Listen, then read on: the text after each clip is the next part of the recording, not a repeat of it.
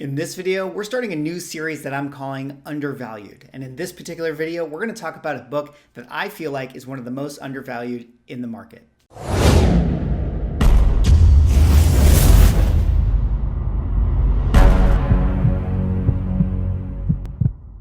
Ladies and gentlemen, welcome back to another video with Swaggle. And in this video, we're going to do a new series that I'm calling Undervalued. So what I want to do with this series is basically point out a book currently in the market that I just feel like is undervalued. And I'm going to bring up a few examples and point to some different things. And hopefully you guys kind of like something like this and will agree with my conclusions. But before I get into the video for today, if you guys could drop me a like or comment or subscribe if you're enjoying the content, help support the channel, do one of those things and hook it up. All right, that said, to start us off, there is a particular book that I've always wanted in my collection and I have always deemed as being very undervalued with regards to, this historic character. And on top of that, I actually feel like even though this isn't quote unquote his first appearance, to me, it feels like this should in fact be the grail book with regards to this character. And what is the book that I'm talking about? Well, I'm actually talking about Tales to Astonish number 35. This is deemed as being the second appearance of Ant-Man, but it is actually the first costume appearance of Ant-Man. Now, everybody knows that the first appearance of Hank Pym is actually Tales to Astonish 27. Great book, amazing collector item.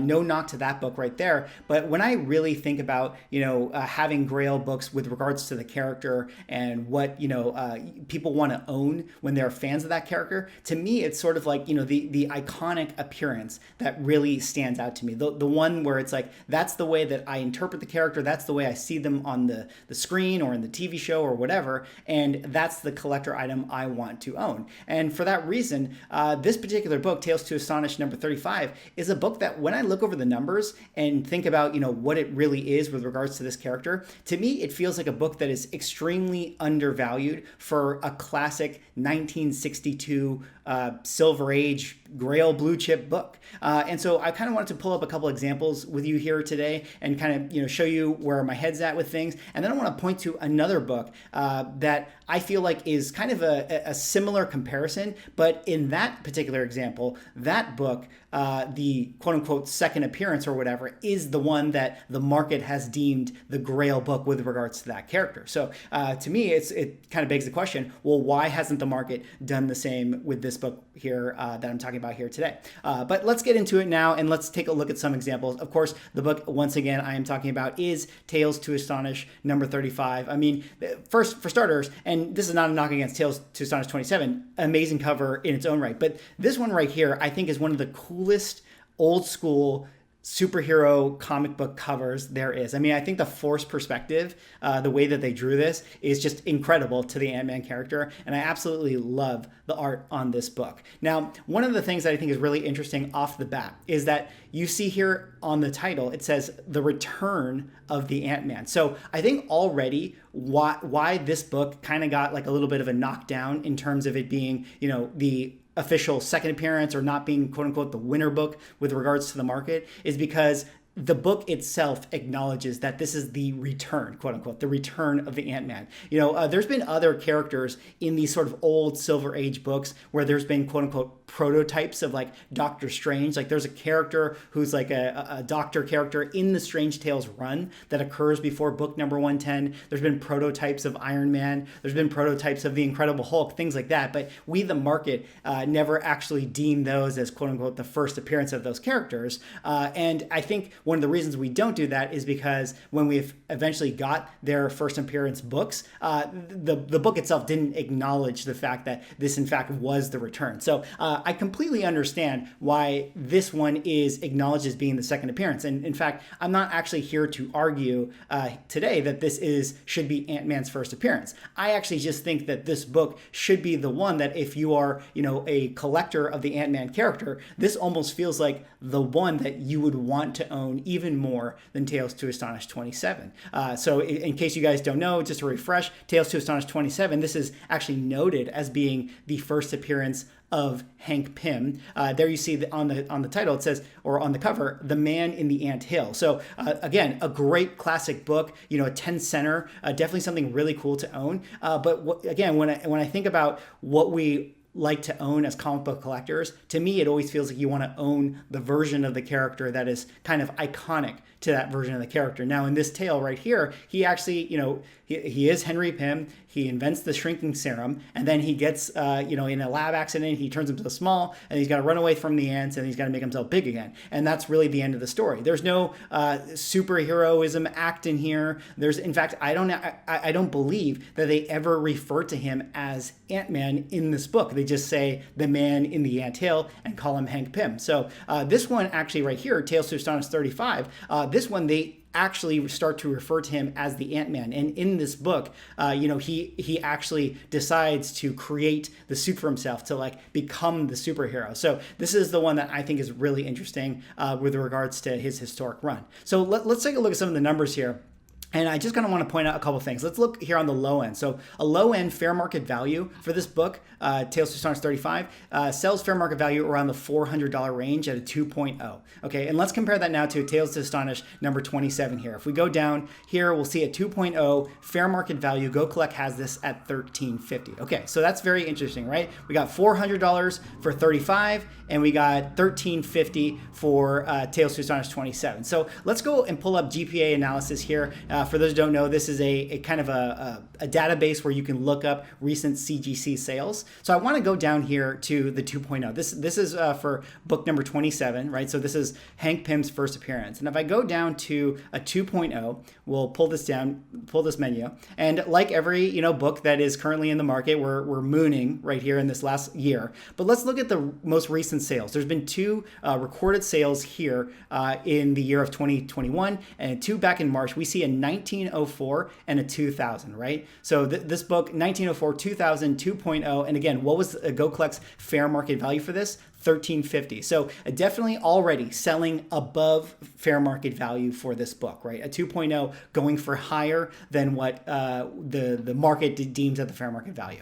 Okay, so let's now go over to Tales to Astonish number 35, right? This is the quote unquote second appearance of Ant-Man, but his first costume appearance. And let's go down now to a 2.0. Let's compare it as much as we can here. So we're going to do this pull down menu. We'll see definitely has not mooned in the same kind of way. And we see there's only one recent sale, but if I look at that recent sale, it actually went for $400. April 03, $400. And when I pull that up again to the Go Collect fair market value, it's $400. So again, this is really interesting to me that, we have a book that, I want to talk about as being undervalued, where it's like, everything is going up, right? Everything in the current market is mooning and people are wanting to get their hands on these blue chip books. And so everything is selling above fair market value. But here I have this book, Tales to Astonish 35, first costume appearance of the Ant-Man. And I feel like it's actually selling at fair market value, which to me is sort of like a number one sign that it's sort of undervalued. The fact that you can get this book at market is pretty crazy given the current climate that we're in for comic books. But let's pull up a couple other numbers here. Again, I kind of wanted to look at another GPA. I think there was a book here, 4.5. So let's take a look here, 4.5. Let's take another look at this. This is 35. Of course, you definitely see a little bit of a moon right here. Again, only one copy being sold, but this is 1745 at a 4.5. So if we go over here, fair market value, 1300. So it is selling above fair market value at that grade level. Again, only one sale. But if we compare this to back to number 27, and I pull this up here, we go down to 4.5. There isn't a recent sale here, but if I go up to the 5.0 and look at this recent sale, there's been two this year. We're seeing 5,000 and 4,200, right? 5,000, 4,200 for TTA 27. And if I go over to the 5.0 here, 3,900. So proportionally, again, even when both books are selling above market, it feels like the Tales to Astonish 27 is selling definitely proportionally even higher above market than the Tales to Astonish number 35. So that's really, really interesting to me. And so one of the things I kind of wanted to also show you guys here is, and talk about, yeah, I mean, you could say, hey, Swaggle, of course, TTA 27 is selling way above TTA 35 because that's his first appearance. That's the go-to book. That's the grail. That's the one everyone wants to get their hands on. So, of course, that one's going to sell above fair market value. And I totally understand that argument. But, let me throw this out to you guys here today and kind of just ask the question back to you with regards to the market. So there's a particular book recently that got very, very hot. And this one, of course, I'm talking about is Avengers number 48. And for those who don't know, what is the significance of Avengers number 48? Well, this is considered the first appearance of Dane Witman as the Black Knight, except it's not actually kind of the first appearance of Dane Witman. In fact, his actual first appearance is Avengers number 47. Now, I happen to pull up the Comixology books right here to talk about this with you guys here today, and I just kind of wanted to show you a few things that I think is very interesting. But actually, before I do, let me show you guys just a few preview pages of Tales to Astonish number 27, right? So, of course, this is the Man on the Anthill. You can see here, it says Henry Pym. You know, it shows him doing his experiment, and he's talking to some people, and then he puts it on himself right there, and then he shrinks down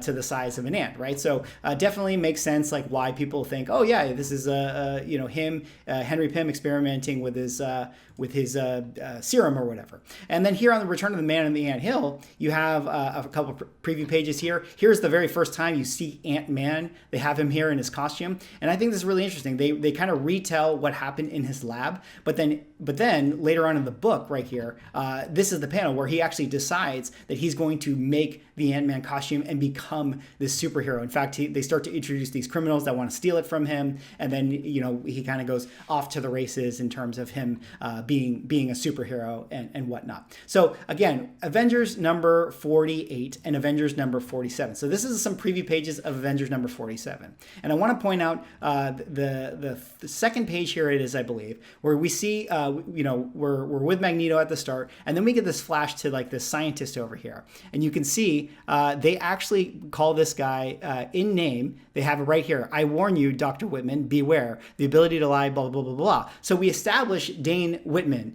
here officially, you know, in name. They call him in name. And then on the next page here, Dane Witman, in fact, even recalls the Black Knight character. There you see the Black Knight, and you know, has a replay back to the Nathan Garrett version of Black Knight, who was his uncle. So we already established the lore of the Black Knight character. And so, you know, to me, where I'm going with this is I'm kind of equating that, where it's like we see the character and we sort of establish the lore and the power of that kind of character. And to me, that's sort of similar in terms of it being Tales to Astonish number 27, right? Where we see Henry Pym and we kind of establish the power. We establish the power of the Pym particles, the lore behind the Pym particles. And then we get, you know, in Avengers number 48, Dane Witman actually takes up the blade and becomes the Black Knight. And of course, that's the book that the entire market has jumped on, and everyone's going to that one, and everyone's calling that, you know, the first appearance of the Black Knight. Well, if we're using that same logic,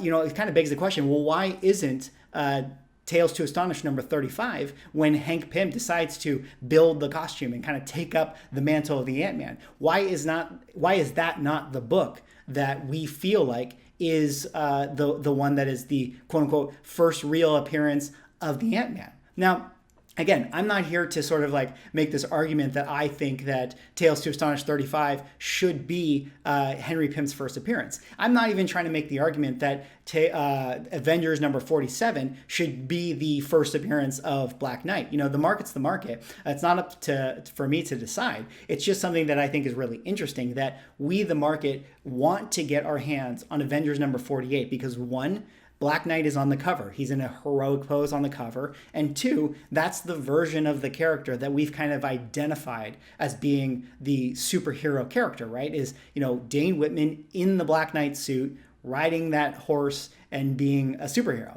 And so to me, again, I just sort of relate it back to Tales to Astonish 35, where it's like, I don't know why we, the market, don't give it that same kind of treatment where, you know, we see on the cover, it's Henry Pym creating the suit, taking up the mantle of the Ant-Man and being the superhero that we identify him as being with regards to the market. So that is something that, you know, I think is really interesting when you compare those two kind of books. And there's some other comparisons too that I think this has played out in the market through many different versions, right? We have things like Cletus Cassidy makes his first appearance in, an earlier Spider-Man run before he becomes Carnage in 361. And again, of course, nobody is saying that his Cletus Cassidy appearance should be more valuable than his Carnage appearance, because the Carnage is the one that we identify as the character. Similarly, there's things like Rhodey being War Machine, right?